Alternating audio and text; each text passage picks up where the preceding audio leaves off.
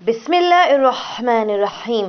حضرت رسول اللہ صلی اللہ علیہ وآلہ وسلم نے ارشاد فرمایا کہ اگر تمام لوگ علی علیہ السلام کے دوست ہوتے تو خداوند عالم جہنم کو خلق نہ کرتا۔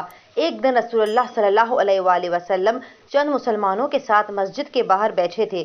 اس وقت 4 حبشی لوگ ایک تابوت میں جنازے کو لے کر قبرستان کی طرف جا رہے تھے۔ رسول اسلام نے ان لوگوں کی طرف اشارہ کیا، جنازے کو ادھر لائیں۔ جب جنازے کو لائے، حضرت نے کھول کر چہرہ دیکھا اور فرمایا، اے علی، یہ شخص ربا بنی نجار کا سیاہ پوست غلام ہے۔ حضرت علی علیہ السلام نے اس کو دیکھ کر فرمایا، جس وقت یہ غلام مجھ کو دیکھتا تھا خوش ہو جاتا تھا اور کہتا تھا کہ میں آپ کو دوست رکھتا ہوں۔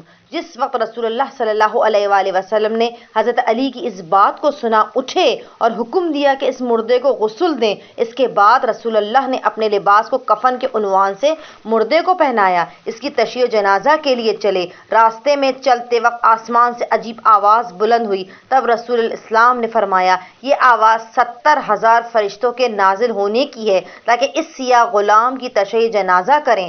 پھر رسول اللہ کے قبر کے اندر گئے اور غلام کی صورت کو مٹی پر رکھا اور قبر کے پتھر کو رکھا۔ جب دفن کر چکے تو رسول اللہ نے حضرت علی علیہ السلام کو خطاب کیا، یہ علی، بہشتی نعمتیں جو اس غلام پر پہنچ رہی ہیں وہ سب آپ کی محبت اور دوستی کی وجہ سے ہے۔ بحوالہ کتاب قیامت و قرآن اور مولائی داستان شہید محراب سید آیت اللہ دستغیب شیرازی وصلی اللہ علی محمد وآل محمد فعجل فرجہم۔